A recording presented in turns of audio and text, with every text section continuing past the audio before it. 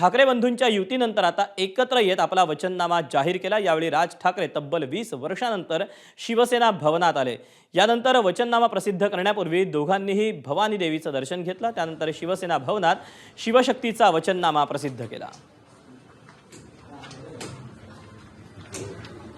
तेव्हा हाच तो क्षण होता ज्यावेळेला राज ठाकरे हे 20 वर्षांनी अगदी हाकेच्या अंतरावर असलेल्या आपल्या घरापासून शिवसेना भवनामध्ये गेले। त्यानंतर दोन्ही भावांनी भवानी मातेचं दर्शन घेतलं आणि त्यानंतर शब्द ठाकरेंचा असं म्हणत शिवशक्तीचा वचननामा जाहीर केला।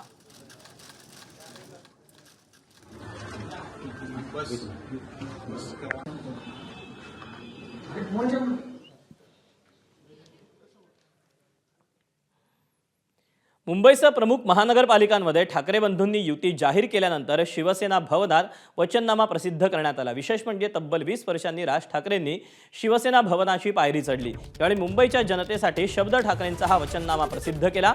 शिवसेना, मनसे आणि शरद पवारांच्या राष्ट्रवादीच्या जाहीरनाम्यात मुंबईकरांसाठी सर्वात मोठं आश्वासन म्हणजे 700 स्क्वेअर फुटांपर्यंतच्या घरांना मालमत्ता करात माफी देण्यात आली। तसंच पाळणा घर, पाळीव प्राणी, पाणी आणि सांडपाणी, रस्ते, कचरा व्यवस्थापन, आरोग्य, शिक्षण, रोजगार यासह अनेक गोष्टींवर यामध्ये भर देण्यात आला। त्यामुळे हा वचननामा महानगरपालिका निवडणुकीमध्ये गेम चेंजर ठरणार का हे पाहणं महत्त्वाचं ठरेल।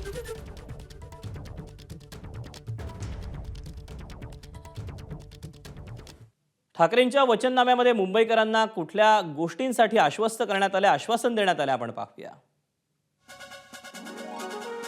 घरकाम करणाऱ्या महिलांची नोंदणी करून महिन्याला 1500 रुपये स्वाभिमान निधी देण्यात येईल। 10 रुपयात जेवण आणि नाश्त्याची सोय करण्यात येईल।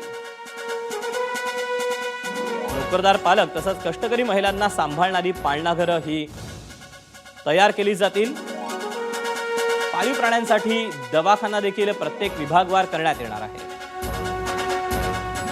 बाळासाहेब ठाकरे स्वयंरोजगार अर्थसहाय्य योजनेला यावेळेला त्यांनी मंजुरी दिली आहे।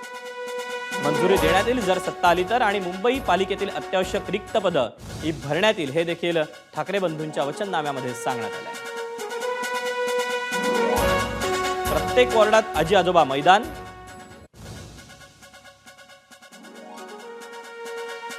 सातशे चौरस फुटापर्यंत मालमत्ता करामध्ये माफ हा देखील एक मुद्दा यामध्ये अधोरेखित करणार आहे। कचरा कर रद्द करण्यात येईल। महापालिकेच्या शाळा बिल्डरांच्या घशात जाऊ देणार नाही हे देखील आश्वासन ठाकरे बंधूंच्या वचननाम्यामध्ये देण्यात आलं।